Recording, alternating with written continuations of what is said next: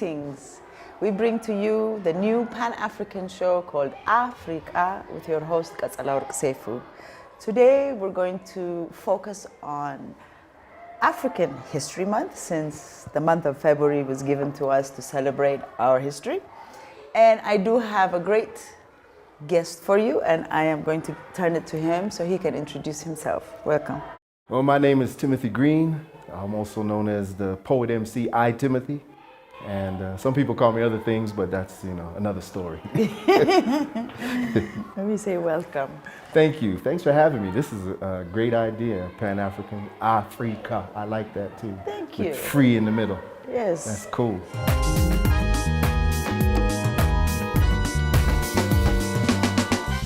So we're going to go straight to the questions. How do you explain to an Ethiopian American or a Ghanaian American what it means to be an African American? Because there might be a place where they might gain genuine knowledge about it in America unless they go looking for it. Well, that's a very good question. I often tell my African brothers and sisters here on the continent that they should speak with African Americans before they go to America. And don't avoid us when you go to America. I know a lot of Africans are taught, don't go near those African Americans, they're thugs, they're criminals, but that's not all of our history. Many of us were forced into the underworld, and because of segregation and oppression, we didn't get the opportunities. And people who were brilliant tacticians or entrepreneurs, or sometimes the only outlet they found was in the underworld. And so that's why many of them became, known for that. But that's not the full and the only part of our experience in America. So that's just one part, small part. But it has its perspective, and people should really know the history of why some black people turn to crime. Not all, because many are hardworking and law-abiding and all of those things. So it's not a blanket thing you can say all African Americans are this or they're that, no matter what the media tries to portray. Yeah, we've learned about the media. I'm glad that people are seeing that. Exactly. Because a lot of times, especially here on the continent, what they saw on TV was gospel. Yeah. That's even another reason why I trained in television and radio and those forms of the media, to be able to get the truth in those mediums, because it's possible. You can tell the truth on those mediums. Very true. When did you decide to leave America, and why did you choose Ethiopia? I was talking about this with a friend of mine last night. I began thinking about leaving America right after I finished college. Okay. Around 1978, 79 was when I started thinking that I wanted to leave the United States. It wasn't until, like I said, around 80, 81 when I got introduced to Rastafari and the movement that I began to see Africa, and specifically Ethiopia, as a real destination. Because that was when I learned that the 12 tribes of Israel had actually sent people, the Ethiopian World Federation had been given land. All of these things were new to us. We didn't get this history in America. So that piqued my curiosity. And I felt like, if I was going to leave the US, Africa is as good a place as any. So I visited West Africa in about 1982. And that experience taught me how, when you come to Africa, you have to be organized. You should have some skills to present and share with the people. So when I moved back to Los Angeles, that's when I focused on radio, television, film, training myself to become an expert in all of those areas so that I could bring that expertise to Ethiopia and share. Beautiful. Well, I myself is a returnee after 20 years in the United States. And while you also came back after 400 years, if you could say that. So how's life in Addis for an African American diaspora? And if you had a chance to change anything, what would that one thing be? Wow. Well, I love Ethiopia. Like Addis Ababa, the new flower, and it's like a new chapter of my life. Again, like I said, I trained myself in radio, television, and film and those things in Los Angeles, but I didn't get a chance to work exclusively in those areas. So I had small jobs and college films that I did, and I did public radio, and I did things like that. But as far as making a career and a living out of it, that didn't happen until I came to Ethiopia. So for me, it's like, you know, a new phase. Plus, when we come here, it's 7 years behind, so I lose 7 years off the, I'm 7 years younger. It's a good way of seeing it. All of those things make me love Ethiopia. Some of the things I wish, again, it's not a regret, but I just wish, and again, it's part of my educational process, is to let the people know, you know, African Americans, many of us are on the low part of the totem pole in America. We don't come here with a money tree or pockets, bags full of money. And just because I come from America does not mean I am a proponent or I uphold the American system. I do not. So I want people to be clear on that. I left America for a specific reason. Right. And, you know, if people ask me, I'll share it. Okay. That's nice. How come African Americans come up with such fantastic music? You know, I think all Africans come up with fantastic music, but the African American experience is unique because, you know, just like they say, pressure creates diamonds. You know, the pressure of oppression and segregation and lynching and all of these things that, you know, second-class citizens calling grown men boy, those things lead to wanting to express yourself in a deeper way. So blues, jazz, and all of the resulting genres that stem from those. Rock and roll, rhythm and blues, hip hop. We can keep going, but all of those have their roots in the expressions, the gospel music, that the slave chants and the hollers that we used to sing in the fields. All of those, it comes from the same place. Deep down in our soul. That's why they say it's soul music. Soul music. You know, no matter what the particular genres, blues is soul music, jazz is soul music, hip hop is soul music, especially because they utilize a lot of those blues and rock and R&B and funk and jazz loops to make their art. So to me, it's building on what other generations have done. And it all comes from inside. We are big proponents of expressing deep down what's inside when you have that opportunity, because in so many areas of society we didn't get the opportunity to express ourselves fully, so it came out in the music.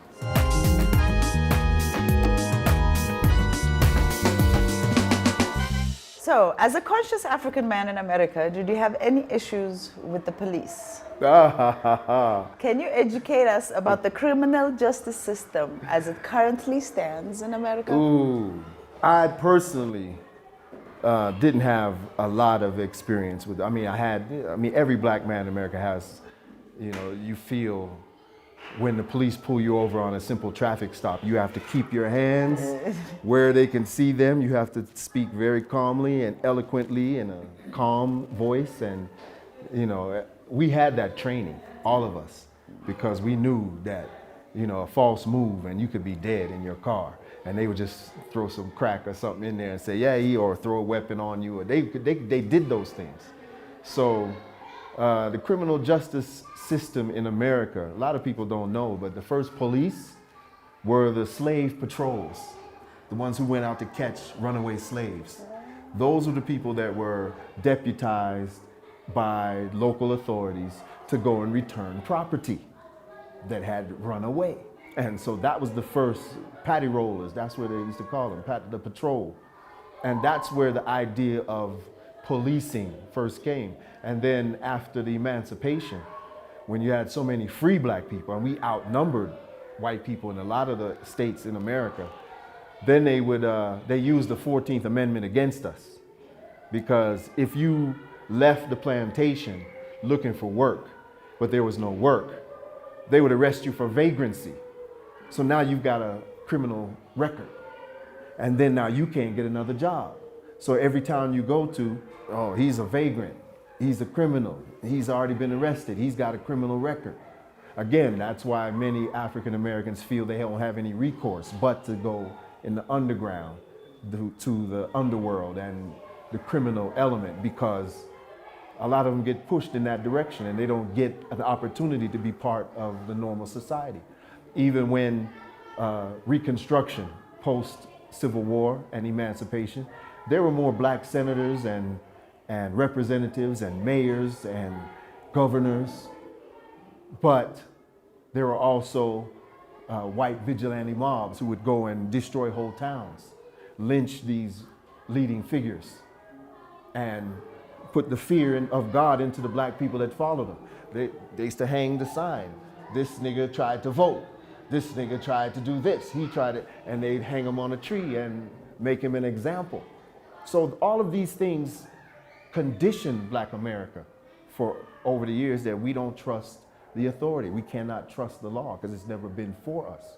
It's always been against us. It's always been utilized. And then even in modern times, that the Black Panther Party was formed in Oakland to combat police brutality. And they started out as a police watch group. They would legally observe an arrest in progress, and they themselves would be armed legally according to the laws in California. But that scared them so much that they started to try to put laws on the books to deny African Americans the right to bear arms, even though that's, the Second Amendment of the United States. So, a lot of the things that we see about America is very hypocritical. And so the justice system is just part of all of that hypocrisy. That's very true.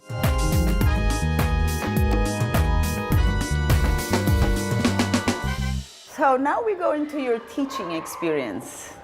I want you to tell us a little about your experience in Addis, and if there are any major differences between the youth here in Ethiopia and the youth in America. Good question. When I was in America, I used to visit schools, but I wasn't a teacher. Okay. Coming to Ethiopia and seeing the need for English teachers, and because my minor was English literature, I've been fortunate enough to teach here in Ethiopia. And one of the things I find that's true with children everywhere is that they're intensely curious. Children are always curious, and they want to know about the next thing, about you, about where you come from, what your background is. They're curious. Sometimes they'll approach you with questions, sometimes they won't. But children are like that all over. Here in Ethiopia, I find that the children are a little bit more respectful. When you enter a class and they all stand up, that's a new experience for us. In America, they don't do that. When the teacher comes in, everybody, or the teacher's already there and you just come in and you sit down in class. So it's not the same. It's not the same. But at the same time, there are similarities because children are children everywhere. True. Yeah. In what ways do you implement your youth development and empowerment initiatives in Addis? My personal mission, again, to share the African American experience. So that includes music and poetry. So I try to expose the Ethiopian children to Langston Hughes and Maya Angelou and Nikki Giovanni and Sonia Sanchez and poets, Tupac Shakur, even, just poets who express themselves and who were able to express similar feelings, because all people have the same feelings. Right. So I think those Black American poets really express our reality, more so than, Shakespeare or Elizabeth Barrett Browning. No disrespect to their art, but, again, it's not ours. Paul Laurence Dunbar, these poets are poets who I grew up on, and I always feel like I want to share the things that made me want to read. Reading Langston Hughes made me want to read. Reading Maya Angelou made me want to read more. So I think that once students become interested in great artists and they're Black like us, that, it inspires you more, that you want to learn more about them. So that's always been my experience. So I feel like I just throw out different artists just to, hopefully they'll catch. Stevie Wonder, Sly Stone. Now, these are poets, even though they're in the music realm. Curtis Mayfield. These are artists that a lot of Ethiopians don't know about and they don't listen to. And again, nothing against Michael Bolton and Celine Dion, but when I first came to Ethiopia, I said, hey, they need to hear real soul music, not the pretenders to sing about, so, you know, and again, no disrespect to Michael Bolton or Celine Dion, they're very good at what they do. But what they do is largely mimic black music. So let's get the real thing. Hear Percy Sledge, When a Man Loves a Woman.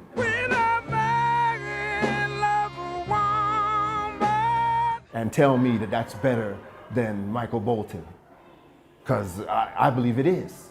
You know what I'm saying? Listen to Aretha Franklin or Patti LaBelle and tell me if those women aren't amazing singers, just like Celine Dion.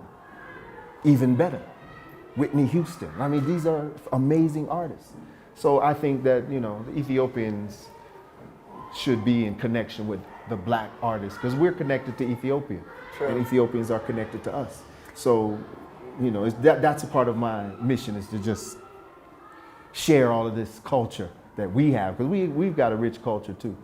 And I love the Ethiopian culture, but I think that we have a lot of things in common. As we were talking about before, a lot of African Americans have come to Ethiopia long before even the Jamaicans started coming. We were coming here, like from Menelik's days. One of the first men who came here was a man named William Ellis. Guillermo Elisano, because when he was living in America, he couldn't do the things he wanted to, so he pretended to be a Mexican. He was born in Texas. He could speak Spanish. He was light-skinned. So he just changed his name and invested in the stock market and opened banks, and he became a millionaire. And then he came to Ethiopia, he wanted to open a bank.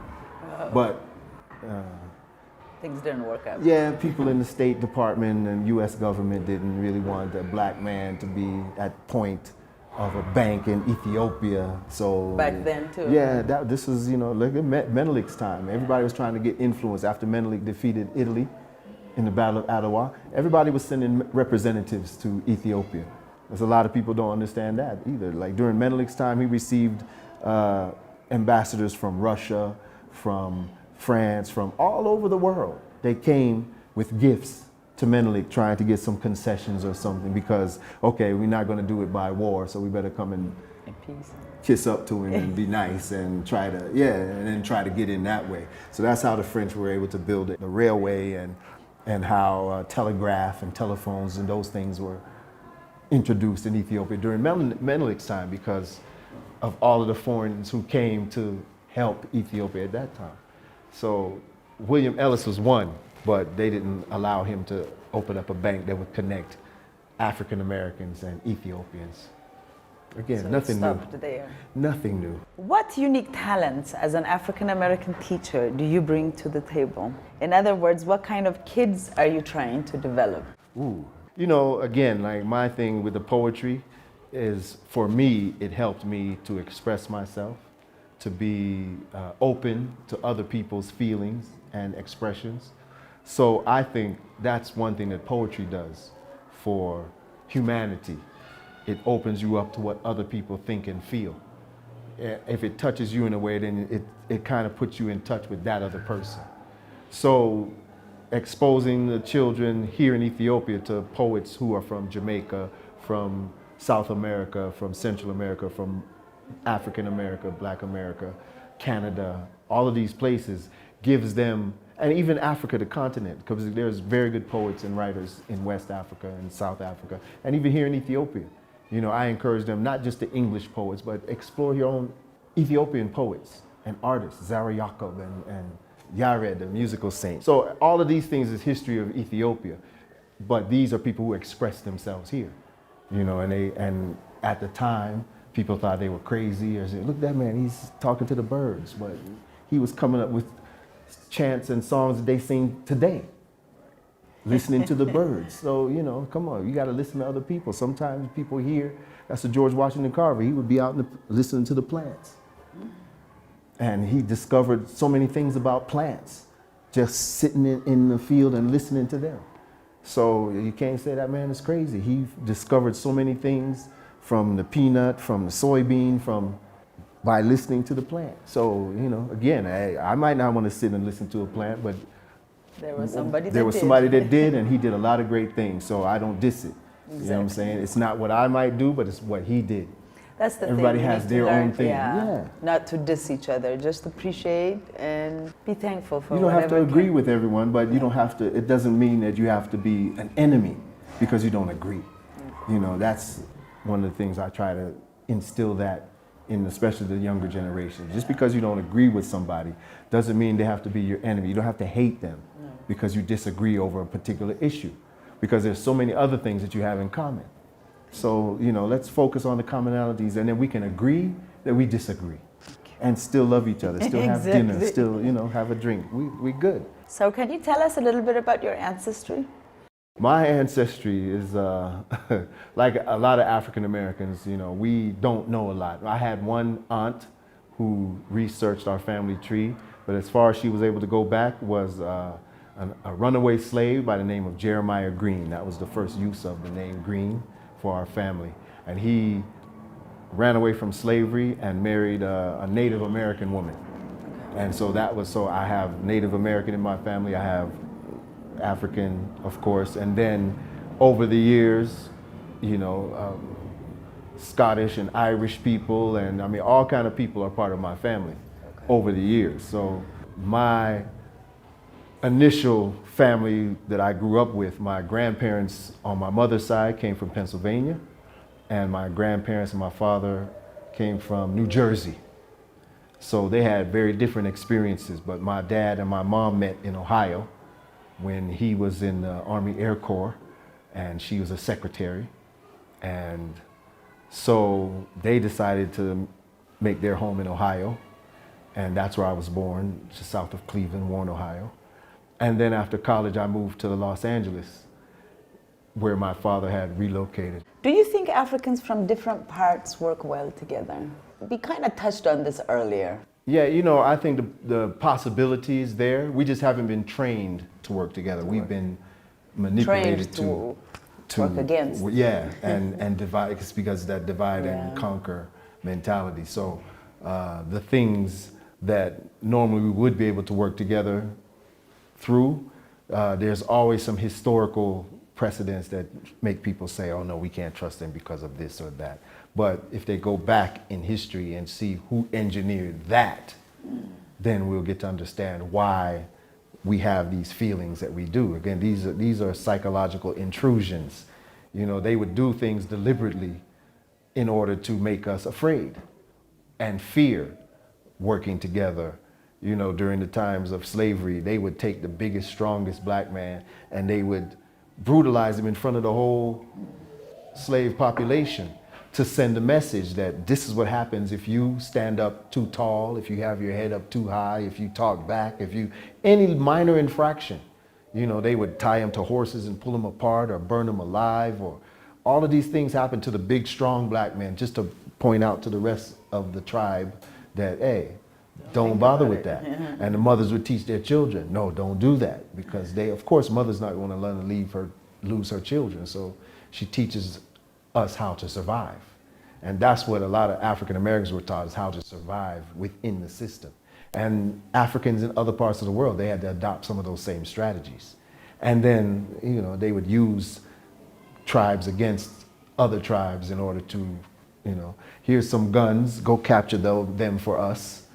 You know, and here's some extra, some trinkets, some baubles, some beads that look shiny and look nice. And, you know, we love nice things and shiny things. Black people love that stuff. So they use that against us in a lot of our historical encounters with each other. So, but I still say that what we have in common is more important than our differences. And if we dig beneath the surface, we can find those commonalities rather than dwell on the historical differences.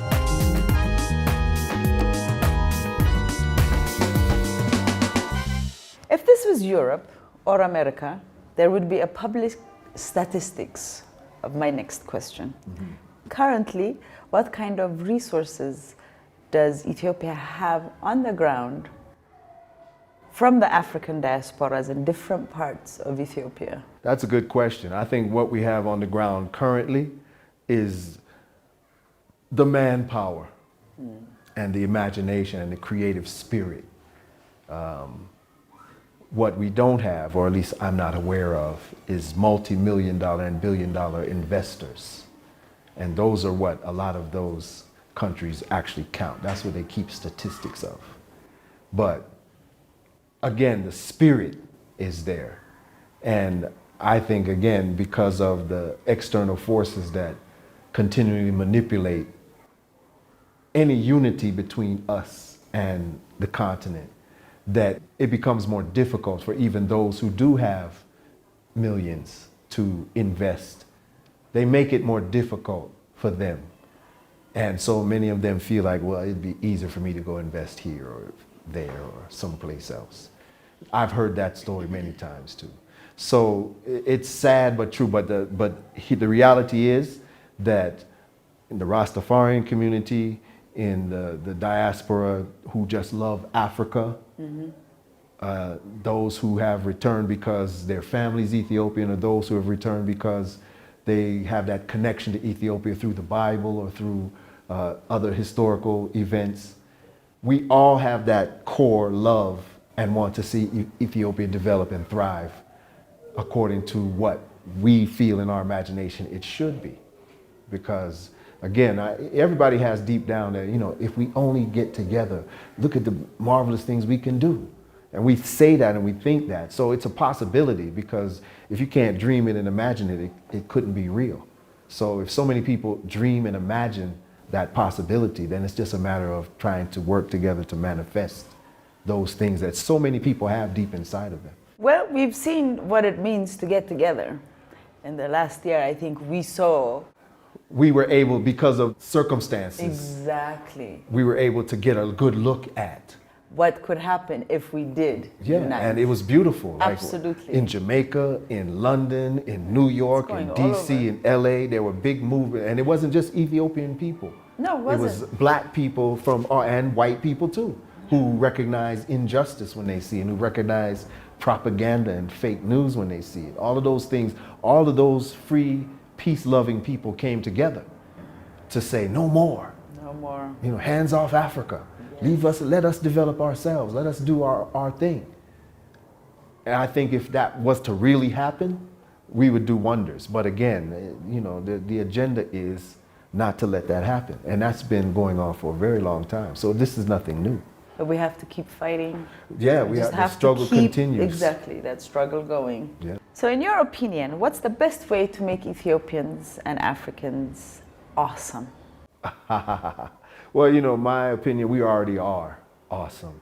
More awesome is just, again, embracing that inner awesomeness. Right. You know, don't let anybody tell you you're a second-class citizen, or that you're, you know, we've put up with things here, you know, power outages and water shortages and things like that. But that doesn't make us any less.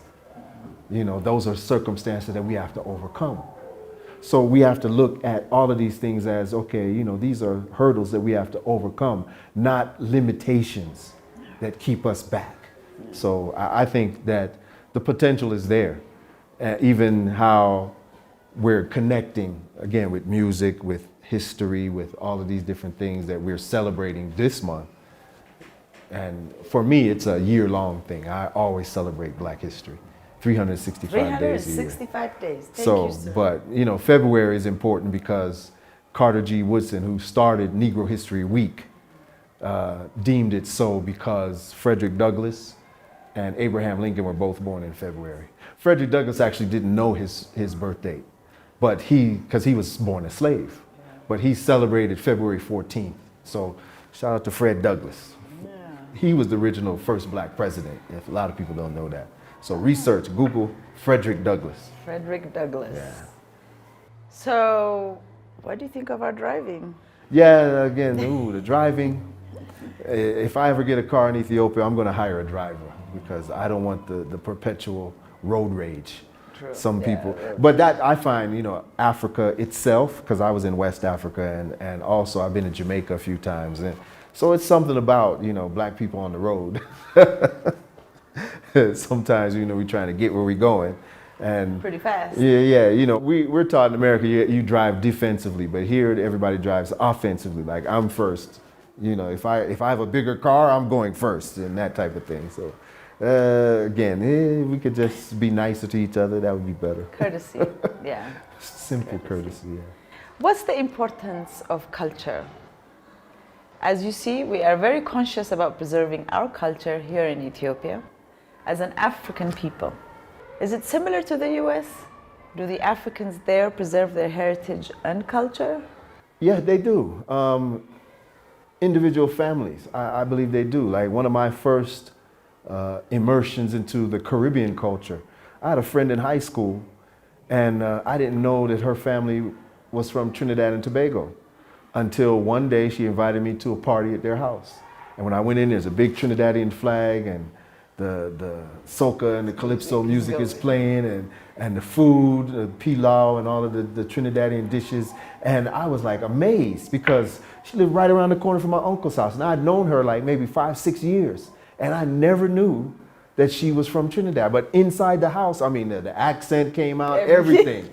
So it is, among families, it's preserved. It is. I remember I had an uncle.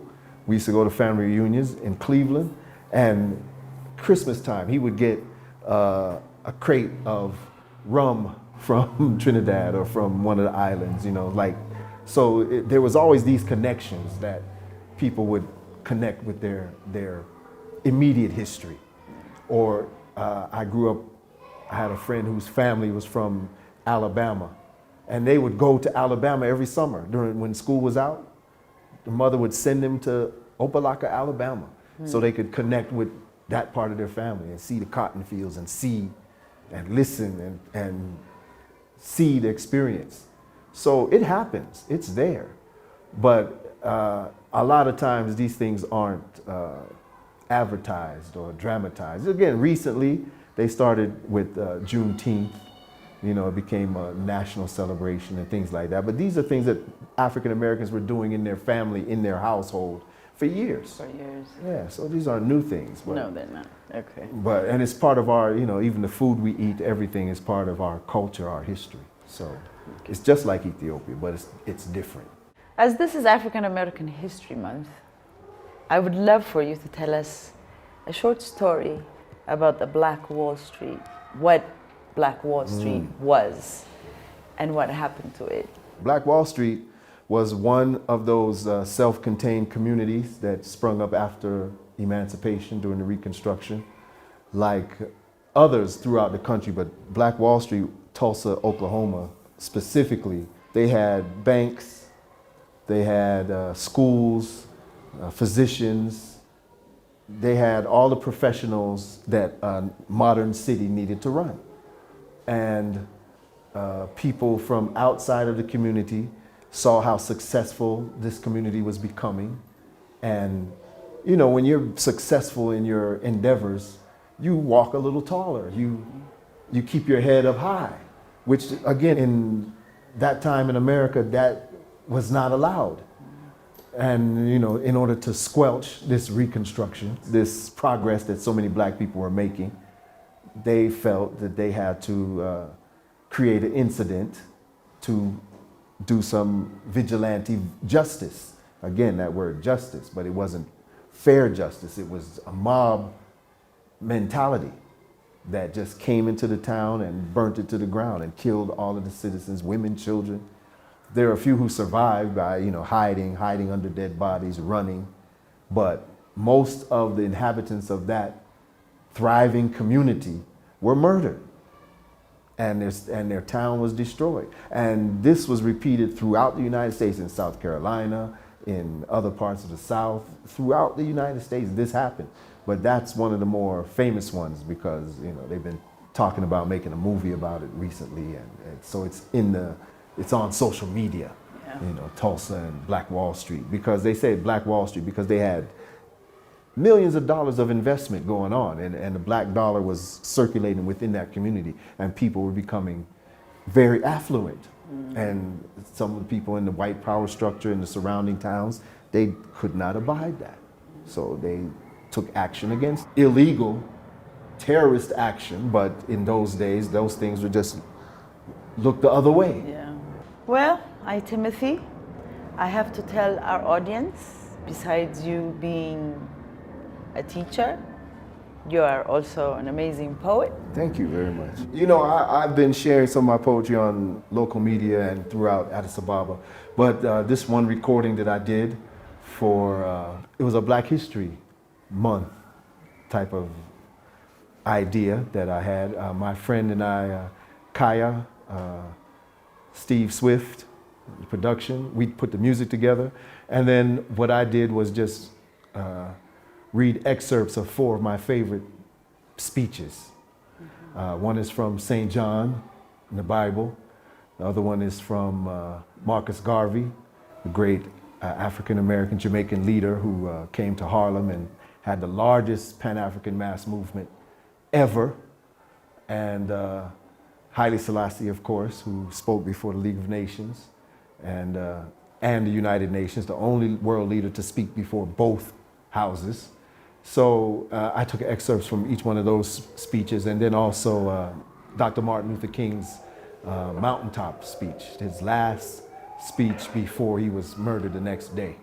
So I put just excerpts in my own voice and my own reading of those great words, put that to this funky beat, and we call it IC2, the speeches. Beautiful. We're going to take you to KRS-One, Sound of the Police. So, Timothy, we came here to interview you today, and we would like to actually say thank you for giving us your time, because I know we're actually at your school, so we have taken your time. I appreciate you coming and seeing us in our environment, see some of the art and and you got to hear the kids. And I enjoy it because even some of the students that aren't my students directly Get to see and get to understand and get a piece of who I am. Because that's my main thing. I just want to share who I am. I'm an African American who lives in Ethiopia. My ancestral tradition is Ethiopianism, because before Pan-Africanism was Ethiopianism. Yes, and my great-grandparents were members of Garvey's organization. And so all of those things, I think, make me who I am. I'm standing on the shoulders of my ancestors. My great-grandfather, who was one of Garvey's lieutenants, I feel like he directly is the one who really is happy that I'm here. Beautiful. Well, thank you for having us, and we thank our audience for being with us. Till next week, greetings.